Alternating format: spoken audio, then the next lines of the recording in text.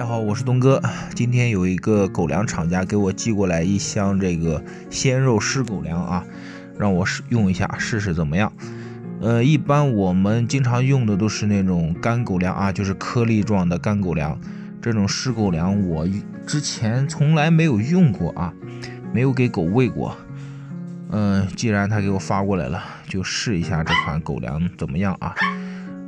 刚打开就有一股非常浓的香味啊，有点类似火腿肠或者是肉罐头的那种味道啊。除了肉香味以外，还是添加了香精的啊，食用香精。这个不管是干狗粮还是湿狗粮，都会添加一些香精啊。毕竟像这种如果说是纯肉的话，它的这个味道并不会那么香，而且肯定还会有一股异味的啊。加食用香精呢，一个是为了增加香味，第二个呢也是为了掩盖这个肉本身的那种腥味啊。以前的狗粮基本上都是以颗粒状的干狗粮为主啊，也就是最近这几年出现了像狗罐头啊，然后这种鲜肉湿狗粮啊。湿狗粮的它的这个水分就是含量很高啊，基本上都是70%以上，甚至80%，基本上都是水啊。干狗粮的水分就很少啊。像干狗粮的话，都是这种通过高浓度的压缩，然后膨化，里面的水分就会排除，然后这个储藏的时间比较长啊。一般干狗粮的话，保质期都在18个月这样子，最短的也得12个月1年啊。但是像鲜狗粮的话，它的保质期就很短啊，一般6个月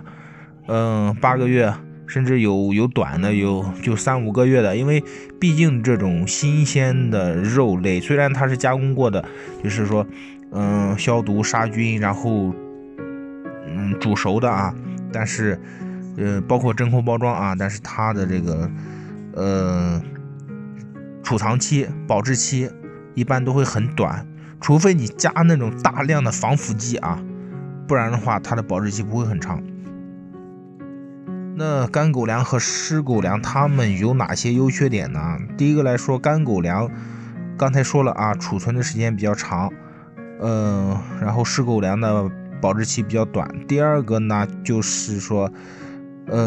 湿狗粮含有比较多的水分啊，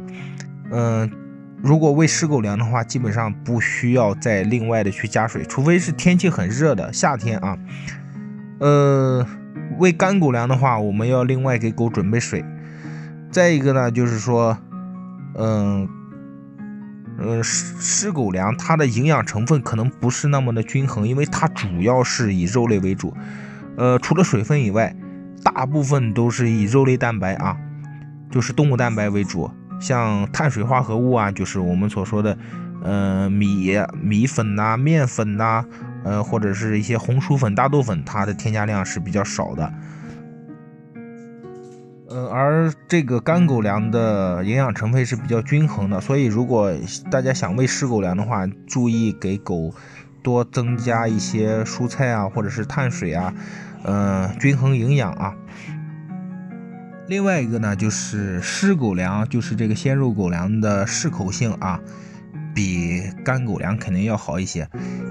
你见过有很多的这个狗挑食不愿意吃狗粮的啊，但是基本上这种湿狗粮就是鲜肉狗粮，很少有狗不会去吃，因为毕竟它像火腿肠一样的，它本身就是含有大量的肉类，然后味道又特别的香。本身狗就是一个食肉性的动物，对不对？它基本上都是会吃的。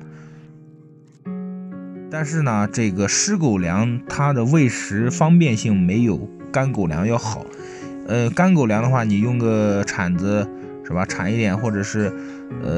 拿这个手抓一把，直接给狗吃了。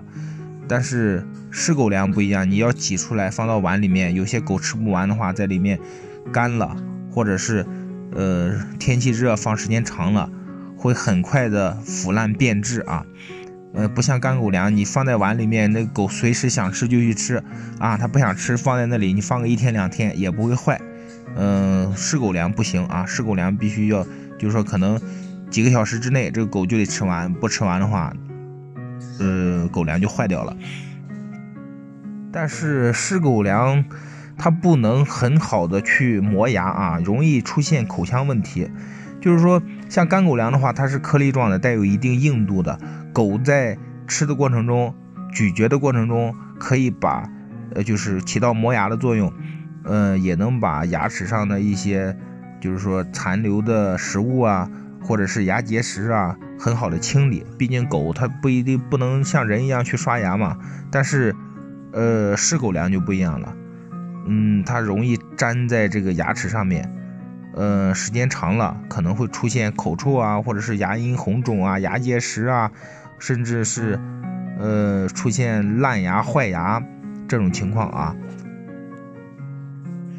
另外一个就是价格了，现在鲜肉湿狗粮的价格肯定要比干狗粮要高的啊。相对比来说，比如说我们现在一款干狗粮10几块钱、20块钱一斤就已经很不错了，但是鲜狗粮的话，可能它要达到30甚至是40块钱一斤啊，价格要高一些。那么湿狗粮适合哪些狗呢？一个是老年狗，消化不太好的，不容易去消化干狗粮的这种狗可以去选择湿狗粮。另外一个呢，就是比较挑食的狗，毕竟这个湿狗粮它的适口性啊，香味更浓一些，狗更爱吃一些啊，适合这种挑食的狗。如果有朋友想喂这个湿狗粮，我建议就是混合使用，对吧？现在有那种小袋的，50克、80克一袋的那种小袋的湿狗粮，然后给它拿一袋湿狗粮，然后再添加一些干狗粮，这样拌在一起给狗吃，既增加了它的这个适口性，让狗喜欢吃，又不会花费太多的钱，营养呢也比较均衡，也起到了磨牙的这个作用。量力而行吧，选择适合自己家狗的才是最正确的。